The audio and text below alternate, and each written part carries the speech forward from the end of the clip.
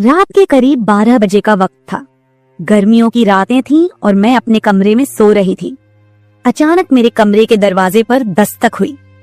पहले तो मैं थोड़ा डर गई, लेकिन फिर सोचा शायद मेरा भाई ही होगा, क्योंकि घर में मेरे और भाई के अलावा कोई और नहीं था।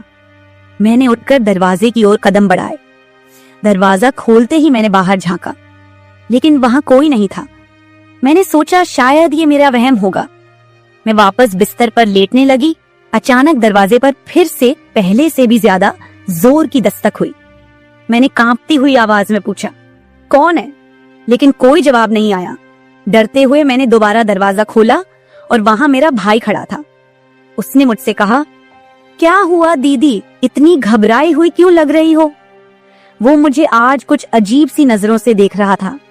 मैंने सोचा शायद मैं ही ज्यादा सोच रही हूँ, लेकिन मुझे क्या पता था कि उस रात कुछ ऐसा होने वाला था जिसने मेरी पूरी जिंदगी को बर्बाद कर दिया, जिसे मैं चाहकर भी कभी भूल नहीं पाई।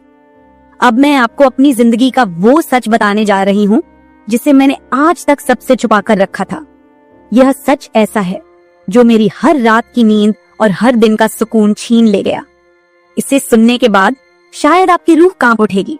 दोस्तों, कहानी सुनने से पहले दिल थाम कर बैठिएगा, क्योंकि कहानी बहुत ही खतरनाक होने वाली है। अगर चैनल पर पहली बार आए हैं तो चैनल को सब्सक्राइब जरूर कर लीजिएगा। तो चलिए कहानी शुरू करते हैं। मेरी उम्र 20 साल हो चुकी थी और मैंने नया नया जवानी की दहलीज पर कदम रखा था। मैं कॉलेज में सेकेंड ईयर की पढ़ाई कर रही थी। उन दिनों गर्मी का मौसम था और हमें कॉलेज से छुट्टियां मिल गई थीं। रोज की तरह आज भी पूरे घर की सफाई करने के बाद मैं अपने बिस्तर पर आराम कर रही थी। थकान से चूर होकर ऐसा लग रहा था जैसे पूरा बदन अकड़ गया हो। मैं अपने बिस्तर पर लेटकर सुकून पाने की कोशिश कर रही थी और हाथों से अपने सिर की मसाज कर रही थी। अचानक मेरा भाई राहुल मेरे कमरे में आया और दरवाजा बंद करके कहने लगा, क्या हुआ दीदी, तबीयत तो ठीक है? मैंने कहा, क्या भाई, मम्मी सारा काम मेरे सर पर डालकर चली जाती हैं। कॉलेज की छुट्टियां क्या हुई, सारे घर की जिम्मेदारी मुझ पर आ गई है। ऊपर से काम वाली बाई भी छुट्टी पर है। मुझसे नहीं होते ये घर के काम। मेरी बात सुनकर वह मेरे पास आकर बैठ गया और कहने लगा, मेरी प्यारी बहन, कोई बात नहीं, मैं अभी तुम्हारे लिए दूध लेकर आता हूँ, उसे पियोगी तो सुकून मिल जाएगा। राहुल की बात सुनकर मैं मुस्कुरा दी और कहा, बस तुम खाना बाहर से ले आना, मैं थोड़ी देर सोऊंगी तो मेरी तबीयत कुछ बेहतर हो जाएगी। राहुल कमरे से निकल गया। कुछ देर बाद ठंडे दूध के गिलास के साथ वो वापस आया। मुझे उस पर बहुत प्यार आया। दुनिया में बहुत कम ही ऐसे भाई होते हैं जो अपनी बहनों का इतना ख्याल रखते हैं। मैं उसे ढेर सारा आशीर्वाद देने लगी और उसका लाया हुआ दूध पीने लगी। दूध पीने के बाद मैं अपने बिस्तर पर लेट गई। राहुल कहने लगा, चलो दीदी, मैं तुम्हारा सिर दबा देता हूँ, तुम सो जाओ। वह मेरे पास बैठ गया और अपने हाथों से मेरा सिर दबाने लगा। उसके हाथों से मुझे सुकून मिलने लगा और मेरे सर का दर्द भी कम हो गया था। मैं आंखें मूंद कर लेट गई और कुछ ही देर में मैं गहरी नींद सो गई। मुझे कोई भी होश नहीं था कि मैं कितने घंटे तक सोती रही। जब मेरी आंख खुली तो मैंने घड़ी पर टाइम देखा। रात के 9 बज चुके थे। शायद थकावट की वजह से मुझे वक्त का एहसास ही ना हुआ। मम्मी और पापा भी ऑफिस से वापस आ चुके थे। मुझे कुछ भी समझ नहीं आ रहा था और मेरा पूरा शरीर दर्द कर रहा था। मैं बिस्तर से उठकर बाथरूम जाने लगी। तभी मुझे चक्कर आ गए। मुझे ऐसा लग रहा था जैसे सब कुछ घूम रहा हो और अगर दीवार का सहारा नहीं लिया होता तो शायद गिर जाती। खुद को संभालते हुए मैं फ्रेश होकर बाहर आई। देखा कि सभी खाने के टेबल पर बैठे हुए थे और मेरे आने का इंतजार कर रहे थे। मैं जाकर आराम के साथ कुर्सी पर बैठ गई। मेरी हालत काफी खराब हो चुकी थी और थकावट से मेरा पूरा बदन दर्द कर रहा था। राहुल ने देखा कि मैं थकी हुई हूँ तो तुरंत मम्मी से कहने लगा, मम्मी देखिए, अंजलि दीदी पर काम का बोझ थोड़ा कम डाला करे। अरे, अगर काम वाली नहीं आ रही तो उसकी जगह किसी और को रख ले। यह बेचारी सारा दिन काम करके थक जाती है। देखें तो इसकी रंगत भी पीली पड़ चुकी है। वाकई में मेरी हालत दिन ब दिन खराब होती जा रही थी। मम्मी और पापा दोनों ही काम करते थे, क्योंकि सिर्फ पापा की जॉब से घर का खर्चा चलना मुश्किल था। साथ ही हमारी पढ़ाई का खर्च भी काफी था, इसलिए मम्मी भी उसी कंपनी में काम करती थी जहां पापा।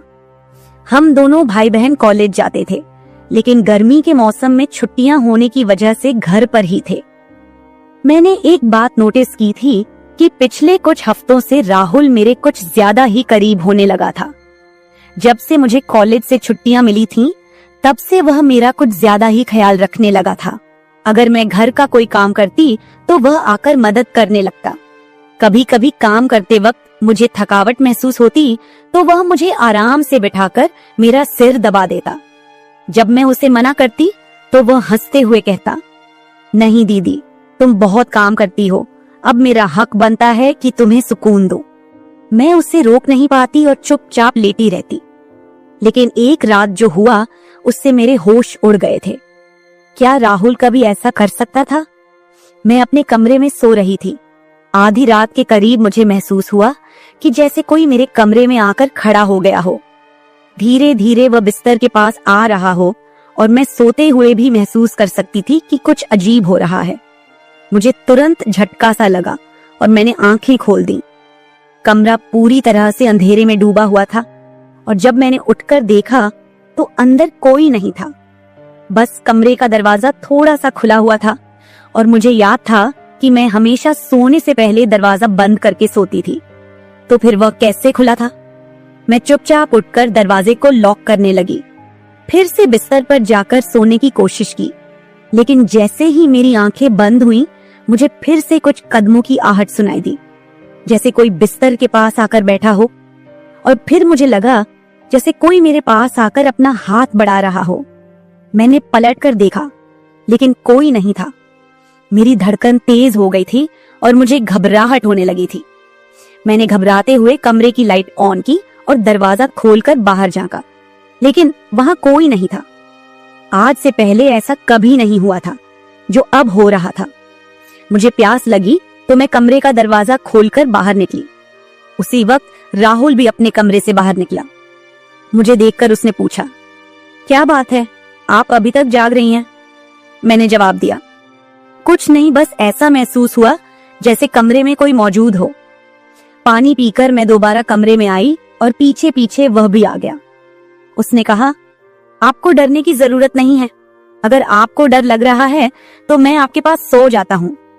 मैंने उसे मना किया, नहीं, तुम्हें परेशान होने की जरूरत नहीं है, जाओ और आराम करो। लेकिन वह जिद करने लगा कि मैं आपको अकेला किसी भी हाल में नहीं छोड़ सकता। आपकी तबीयत खराब हो सकती है, मैं आपको तकलीफ में नहीं देख सकता। आप सो जाएं, मैं यही सो जाता हूँ। आखिरकार उसकी जिद के आगे मुझे झुकना पड़ा। मैं बिस्तर पर लेट गई और उसने भी सोफे पर तकिया रखा और मेरे पास में ही सो गया। लेकिन उस रात मुझे ऐसा महसूस हुआ जैसे कोई मेरी ओर काफी देर तक ध्यान से देखता रहा हो। उसने मेरे बालों को सहलाया, मेरे चेहरे पर उंगलियां फेरी और मैं सो रही थी।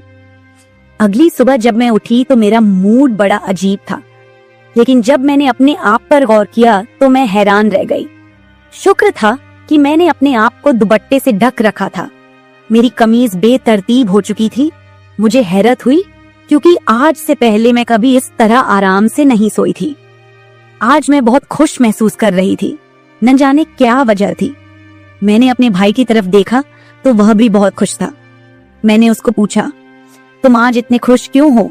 तो कहने लगा, जिसको आप जैसी बहन मिल जाए वो क्यों ना खुश हो। घर के सारे काम निपटाकर जब मैं बैठी तो राहुल तेल लेकर मेरे पास आ गया। कहने लगा, अंजलि दीदी, आप अपने बाल खोल दे, मैं आपके सर में मालिश कर देता हूँ। मुझे उसकी हरकतें कुछ अजीब लग रही थीं। मैंने कहा, ये तुम्हारा काम नहीं है, जाओ अपनी पढ़ाई करो, मुझे मालिश की जरूरत नहीं है। मगर उसने मेरी बात नहीं मानी और खुद ही मेरे बालों से कैचर उतार कर कहने लगा, आप नखरे मत किया करो, किस्मत वालों को ही ऐसे भाई मिलते हैं। जब आपका भाई आपके खूबसूरत रेशमी बालों में मसाज करना चाहता है तो आपको क्या समस्या हो सकती है? आ जाइए, मैं आपके सर की मसाज कर देता हूँ, आपको बहुत सुकून मिलेगा। वह मुझे उठाकर कमरे में ले गया। मैं बेड पर तकिया रखकर लेट गई। मेरे बाल बेड से नीचे लटक रहे थे। वह मेरे सरहाने बैठकर मेरे बालों की मसाज करने लगा। राहुल मुझसे 3 साल छोटा था, मगर मुझे नाम से बुलाता था। कहता, आप इतनी प्यारी हैं कि आपको देखकर दिल करता है कि आप हमेशा इसी तरह मुस्कुराती रहें और मैं आपका लाभ उठाता रहूं। वह मेरे सिर की मालिश कर रहा था और उसके हाथों में जैसे जादू था। मुझे इतना मजा आया कि मैं नींद की वादियों में खोने लगी। तेल की खुशबू भी बहुत जबरदस्त थी। तेल की हल्की हल्की महक कमरे में फैल चुकी थी। मैंने उत्सुकतावश उससे पूछा, ये तेल कौन सा है? उसने मुस्कुराते हुए जवाब दिया, ये एक खास तेल है जो आपकी सुंदर जुल्फों को और भी चमकदार बनाएगा। आपके बालों की खास देखभाल के लिए ही लाया हूँ। उसकी बातें मुझे बहुत अजीब सी लग रही थी। मैं समझ नहीं पाती थी कि वह किस तरीके से बात कर रहा है। मालिश के दौरान कब मुझे नींद आ गई, पता ही नहीं चला। कुछ समय बाद जब मेरी आंख खुली तो मेरे पूरे बदन में भारीपन महसूस हो रहा था। ऐसा लगा रहा था जैसे किसी ने मुझ पर बहुत ज्यादा वजन रख दिया हो। मेरी टांगों और हाथों में अजीब सा दर्द था, मानो घंटों तक मैं किसी भारी बोझ के नीचे रही हूं। पूरे बदन में दर्द सरायत कर रहा था। मैं धीरे धीरे उठकर बैठी और चारों तरफ नजर दौड़ाई। मेरे कपड़े हल्के हल्के गीले हो गए थे और पंखा भी बंद था। कमरे में गर्मी का एहसास हो रहा था। मैंने चक्कर खाती हालत में बेड से नीचे कदम रखा, मगर पैरों में जैसे जान नहीं थी। मैंने अपने भाई को देखा जो शांत और सामान्य नजर आ रहा था। लेकिन यह सब क्या हो रहा था? मुझे समझ नहीं आ रहा था कि आखिरकार ऐसा क्यों हो रहा है। बड़ी मुश्किल से खुद को घसीटते हुए मैं बाथरूम पहुंची और फ्रेश होकर आई। आईने में अपनी हालत देखी तो ऐसा लगा जैसे मैं पूरी रात सोने की बजाय किसी मेहनत वाले काम में जुटी रही हूं। जब मैं कमरे से बाहर निकली तो मुझे हल्की हल्की फुसफुसाने की आवाजें सुनाई दी। ऐसा लगा जैसे कोई किसी से बातचीत कर रहा हो। घर में मेरे और राहुल के अलावा कोई नहीं था। फिर वह किससे बात कर रहा था? प्यास लगने के कारण मैं पहले किचन में पानी पीने गई, लेकिन तब तक आवाजें आनी बंद हो चुकी थीं। जैसे ही मैं किचन के दरवाजे के पास पहुंची, राहुल बैठक से बाहर निकलता दिखा। उसके हाथों में कई नोटों के बंडल थे और उसके चेहरे पर एक अजीब सी मुस्कान थी। मेरे माथे पर बल पड़ गए। उसने जैसे ही मुझे देखा चौंक गया। कहने लगा, दीदी आप उठ गईं। मैंने बिना जवाब दिए धीरे धीरे उसके करीब जाकर पूछा, ये पैसे कहां से आए? वह हड़बड़ा गया और तुरंत उन्हें अपनी जेब में डालने की कोशिश करने लगा। मैंने उसका हाथ पकड़कर उन पैसों को बाहर निकाला और सख्ती से पूछा, सच सच बताओ, इतने पैसे तुम्हारे पास कैसे आए? वह घबरा गया और कहने लगा, प्लीज पापा को मत बताना। ये पैसे पापा के एक दोस्त ने पुराने कर्ज के रूप में लौटाए हैं। मैंने सोचा था कि इनसे मोबाइल खरीद लूंगा। उसकी बात सुनकर मेरा गुस्सा 7वें आसमान पर पहुंच गया। मैंने उसे डांटते हुए कहा, क्या तुम्हें घर की हालत का जरा भी अंदाजा नहीं है? मम्मी पापा दोनों इतनी मेहनत कर रहे हैं और तुम इन पैसों से मोबाइल खरीदने की सोच रहे हो। उसने शर्मिंदा होकर पैसे मुझे थमा दिए। मैंने वो पैसे रात को पापा को दे दिए। उस रात राहुल ने मुझसे एक भी बात नहीं की और जल्दी सोने चला गया। मैं अगले दिन किचन में काम कर रही थी जब राहुल अपने दोस्तों के साथ घर में दाखिल हुआ। मैं जितनी हैरान होती उतना ही कम था, क्योंकि वह अपने दोस्तों को सीधा लाउंज में ही ले आया था। उस वक्त मैं दुपट्टा उतारकर बर्तन साफ कर रही थी। जब वह सब हंसते हुए अंदर आए, मैंने तुरंत दुपट्टा ऊपर लिया और फिर राहुल को समझाने लगी कि यह क्या तरीका है? तुम जानते हो इस वक्त मम्मी पापा घर नहीं हैं, फिर भी इन लोगों को घर ले आए हो। राहुल मुस्कुराते हुए बोला, दीदी ये घर मेरा भी है और आपको कोई दिक्कत नहीं होनी चाहिए।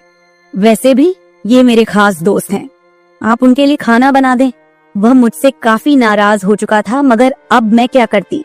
खाना तो बनाना जरूरी था। मैंने मजबूर होकर खाना तैयार किया और टेबल पर लगा दिया। मैंने गौर किया कि उसके दोस्त बार बार मुझे घूरकर देख रहे थे। वे सभी राहुल की उम्र से बड़े थे और अजीब तरीके से घूर रहे थे, जैसे कच्चा ही खा जाएंगे। मैं तुरंत अपने कमरे में चली गई और दरवाजा बंद कर लिया। उनके जाने के बाद मैंने राहुल से कड़े शब्दों में कहा, दोबारा तुम्हारे दोस्त इस घर में नजर न आए, नहीं तो मैं मम्मी पापा को सब बता दूंगी। राहुल ने कुछ पल मेरी ओर देखा और फिर मुस्कुराते हुए बोला, ठीक है, वो नहीं आएंगे, लेकिन आप मम्मी पापा को कुछ मत बताइए। मुझे राहुल की हरकतें कुछ मुश्किल सी लगने लगी थी, क्योंकि वह मुझे अजीब तरह से देखने लगा था। उस रात मैं बिस्तर पर लेटी थी और आराम करने की कोशिश कर रही थी। अचानक मैंने महसूस किया कि मेरे पैरों पर किसी का हाथ था। मैं हड़बड़ाकर उठी और देखा कि राहुल मेरे पैरों को अपनी गोद में रखकर मसाज कर रहा था। मैंने उससे ऐसा करने से मना किया, मगर वह कहने लगा, मैं जो कर रहा हूँ मुझे करने दे। इस घर में एक मैं ही हूँ जिसे आपकी इतनी फिक्र है। मम्मी पापा को तो बस अपने काम की पड़ी रहती है। खैर, मैं भी थक चुकी थी। आंखें बंद की और सोने लगी। राहुल के हाथों मसाज करवाने से मैं नींद की गहराई में खोने लगी थी, मगर जब मेरी आंख खुली तो मेरे होश उड़ गए। मेरा सर बुरी तरह चकरा रहा था। बिस्तर की चादर बिल्कुल बेतरतीब हो चुकी थी। बिस्तर पर एक पुरुषों की शर्ट और परफ्यूम रखा हुआ था।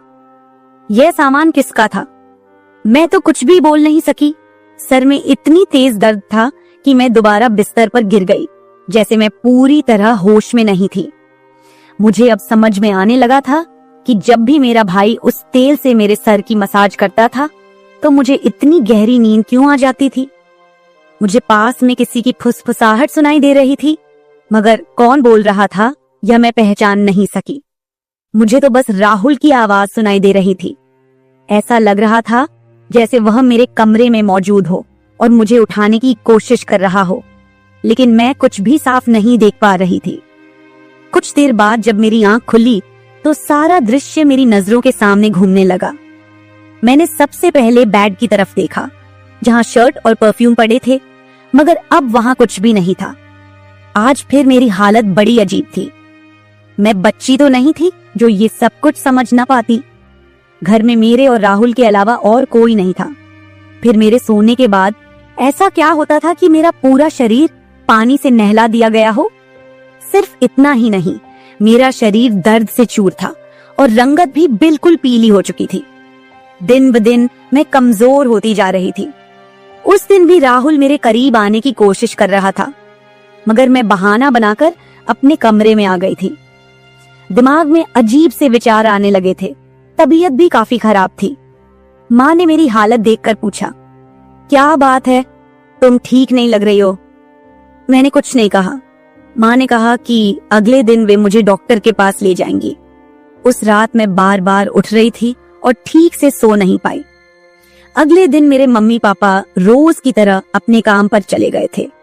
उन्हें शायद मेरी परवाह नहीं थी। मैं खुद ही डॉक्टर के पास गई, जहां अल्ट्रासाउंड में पता चला कि मैं पेट से हूं। मेरे तो पैरों तले जमीन खिसक गई। आखिर यह सब मेरे साथ कौन कर सकता था? राहुल मेरा भाई था, लेकिन फिर मेरे दिमाग में यह बात आई कि वह मेरा सौतेला भाई है। वो माँ की दूसरी शादी से हुआ था, जबकि मैं उनकी पहली शादी की औलाद थी। इस तरह की बातें मुझे गलत सोचने पर मजबूर कर रही थीं। समझ नहीं आ रहा था कि कैसे अपने माँ बाप को यह बात बताऊं। राहुल मेरा सौतेला भाई जब मेरे पास बैठता तो कभी मेरा हाथ पकड़ता तो कभी मेरे गाल खींच देता। उसकी हरकतें मुझे परेशान कर रही थीं, लेकिन मैं उसको कुछ कह नहीं पा रही थी। मेरे दिमाग में यही सवाल गूंज रहे थे कि आखिरकार मेरे साथ ऐसा कौन कर सकता है। फिर मैंने एक दिन अपने कमरे में मोबाइल का कैमरा फिट करके रख दिया ताकि सच्चाई सामने आ सके। उस दिन हमारे माता पिता घर पर नहीं थे। राहुल फिर से मेरे पास आया और मेरे सिर की मालिश करने लगा। मैंने पूरी कोशिश की कि मैं ना सोऊं, लेकिन वह तेल इतना अजीब था कि मैं उसकी खुशबू से बेहोश हो गई। 1 घंटे बाद जब मेरी आंखें खुली तो माँ पापा घर लौट चुके थे। मैंने सबसे पहले कैमरे की रिकॉर्डिंग देखी। जो कुछ मैंने देखा वह मेरे होश उड़ा देने के लिए काफी था। राहुल मेरे कमरे में अपने दोस्तों को लाता था जो मेरे साथ बुरा व्यवहार करते थे।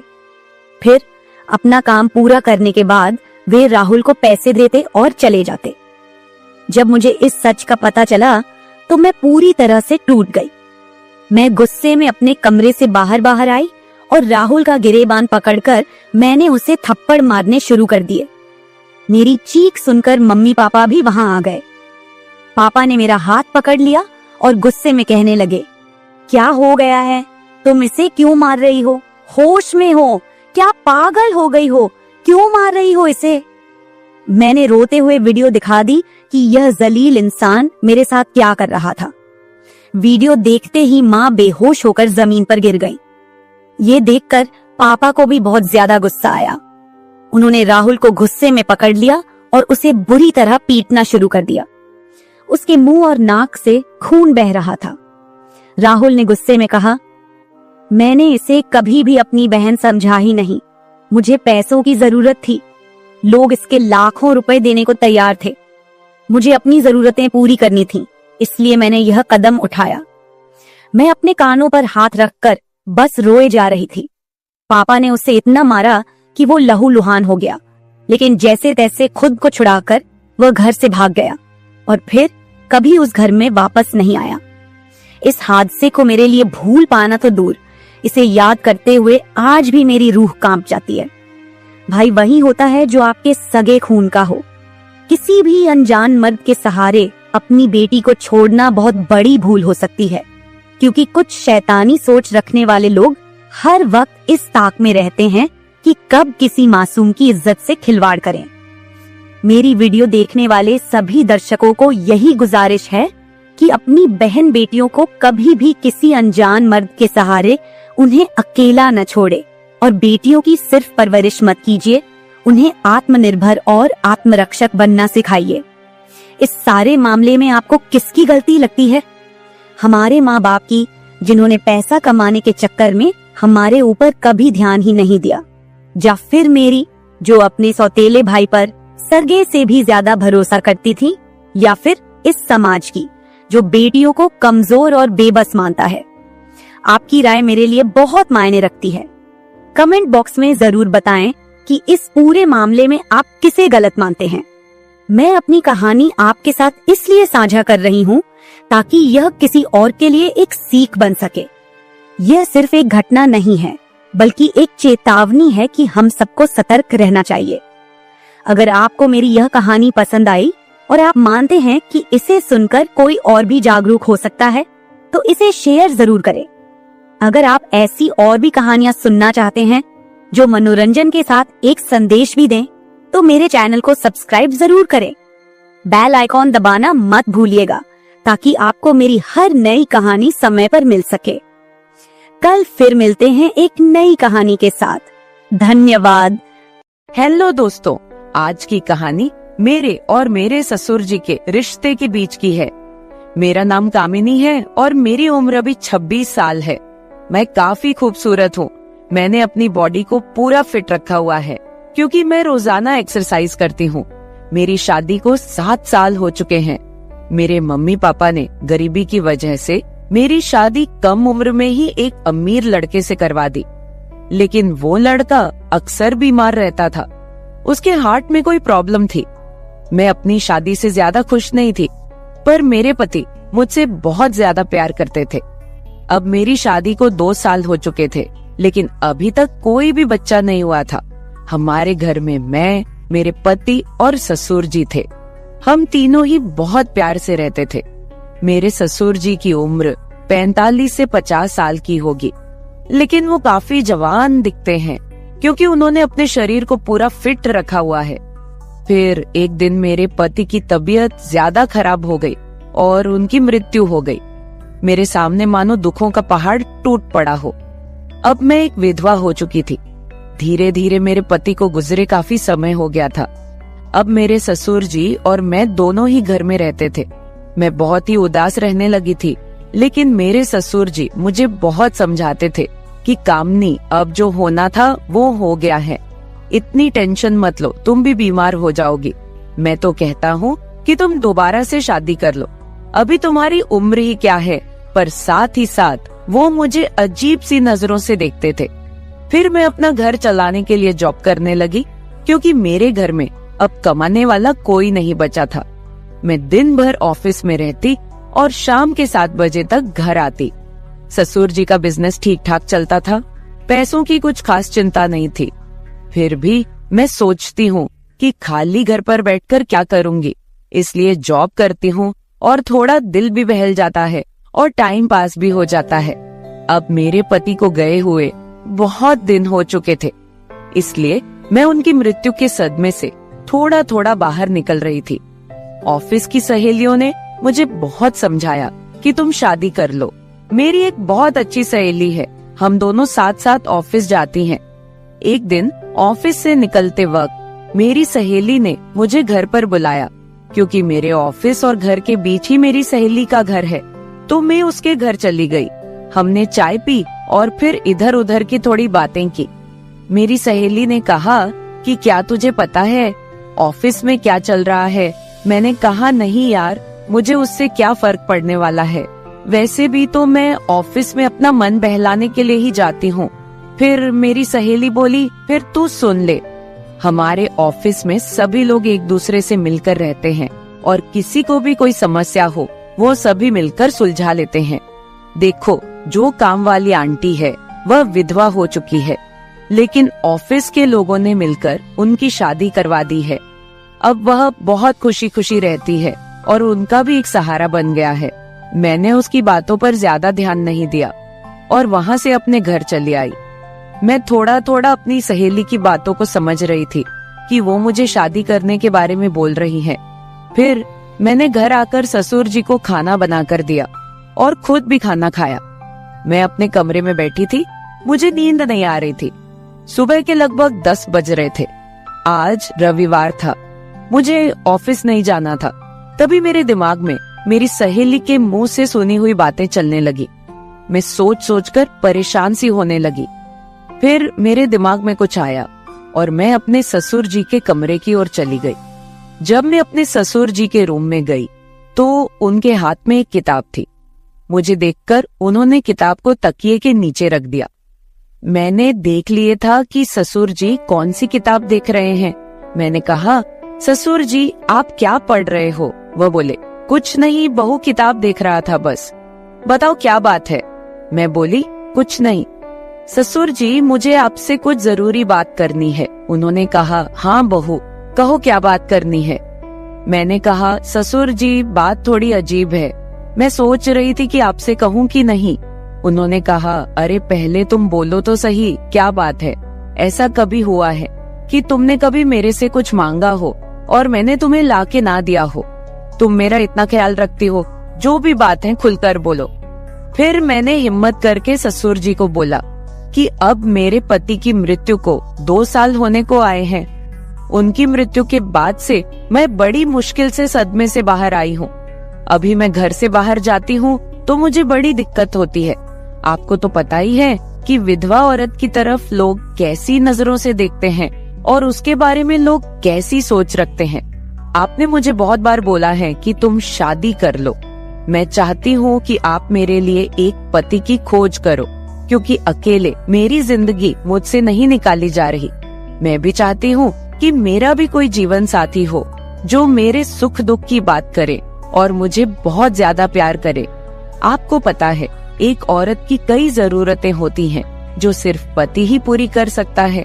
बाकी आपको पता ही है कि मेरे माँ बाप तो इतने गरीब हैं कि उन्होंने पता नहीं एक बार मेरी शादी कैसे कर्ज उठाकर की है। मैं अब उनको कोई तकलीफ नहीं देना चाहती। अब मेरे लिए तो आप ही सब कुछ हो। मैं बड़ी हिम्मत करके आपसे ये बात कह रही हूँ। मुझे विश्वास है कि आप मेरे लिए कुछ अच्छा ही करोगे। उसके बाद ससुर जी ने मुझे अपने पास बैठा लिया और मेरे साथ कुछ बातें करने लगे और मेरे सुख दुख को बांटने लगे। फिर ससुर जी मुझसे बोले, बहू, जिस चीज की तलाश तुम बाहर से कर रही हो वो चीज तुमको घर में ही मिल सकती है। अगर तुम चाहो तो मैं तुम्हारी सभी जरूरतों को पूरा कर सकता हूँ। ससुर जी की बात सुनकर तो मेरे होश ही उड़ गए। मैंने बोला, ससुर जी, मैं तो आपकी बेटी सामान हूँ, आप ये सब कैसे सोच सकते हैं? ससुर जी बोले, देखो बहू, तुम्हें पता है तुम्हारी सासू माँ की मृत्यु के बाद से मैं अकेला ही जिंदगी बीता रहा हूँ। और जब से तुम्हारे पति की मृत्यु हुई है तुम भी अकेले जिंदगी बिता रही हो। अगर तुम्हारा इरादा हो तो हम दोनों का अकेलापन दूर हो जाएगा और हम दोनों एक दूसरे के सहारे जिंदगी बिता लेंगे और बाहर किसी को कुछ भी पता नहीं चलेगा। बाकी मेरे जाने के बाद ये सारी प्रॉपर्टी भी तो तुम्हारी ही है और इस प्रॉपर्टी को संभालने वाला भी तो कोई चाहिए। बाकी लोगों की टेंशन मत लो, वो तो जब तुम विधवा की जिंदगी जी रही हो तब भी बातें करते थे और अब भी बातें करेंगे। सच कहूँ तो बहू, मैं तो उसी वक्त तेरा दीवाना हो गया था जब मैंने तुम्हें पहली बार देखा था। फिर मैंने ससुर जी को बोला कि मैं सोचकर बताती हूँ। अगली सुबह मैं उठी और खाना बनाने लगी। अगले दिन मैं ऑफिस नहीं गई, मैं किचन में खाना पका रही थी। तभी ससुर जी किचन में आए और बोले, बहू आज ऑफिस नहीं जा रही हो क्या? मैंने कहा नहीं, आज नहीं जा रही हूँ, आज मैंने ऑफिस से छुट्टी ले ली है। आप कहीं जाने वाले थे, गए नहीं क्या?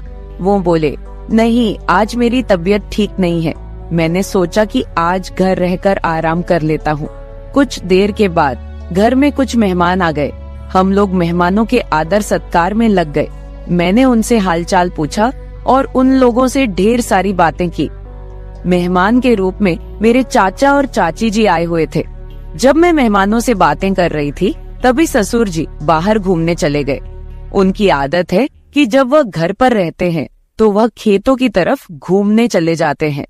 फिर थोड़ी देर के बाद मेरे चाचा चाची भी खाना खाकर चले गए।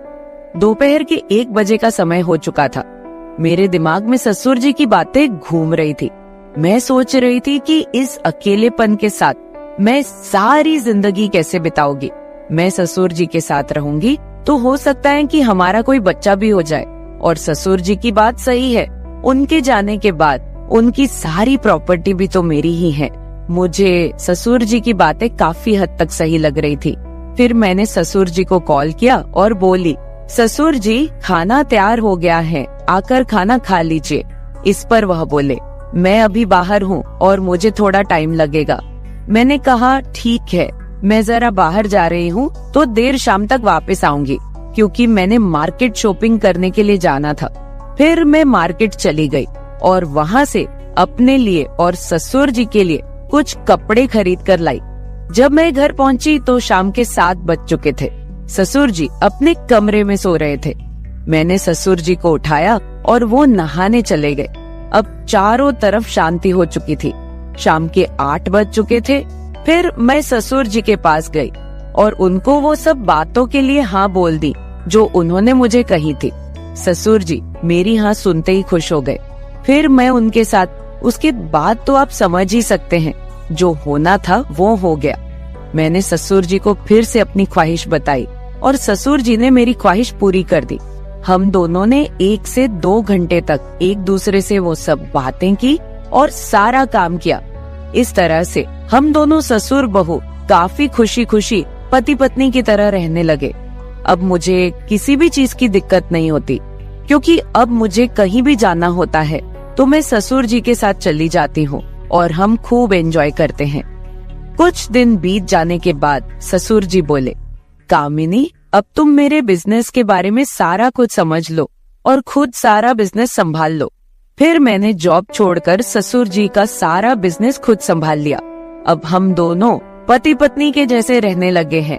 मैं ससुर जी की हर बात का ख्याल रखती हूँ और वो भी मेरी हर बात का ख्याल रखते हैं। कुछ देर के बाद हमारे घर बच्चा भी हो गया और हमारी जिंदगी काफी अच्छे से चल रही है, क्योंकि ससुर जी ने मेरी हर कमी को पूरा कर दिया है।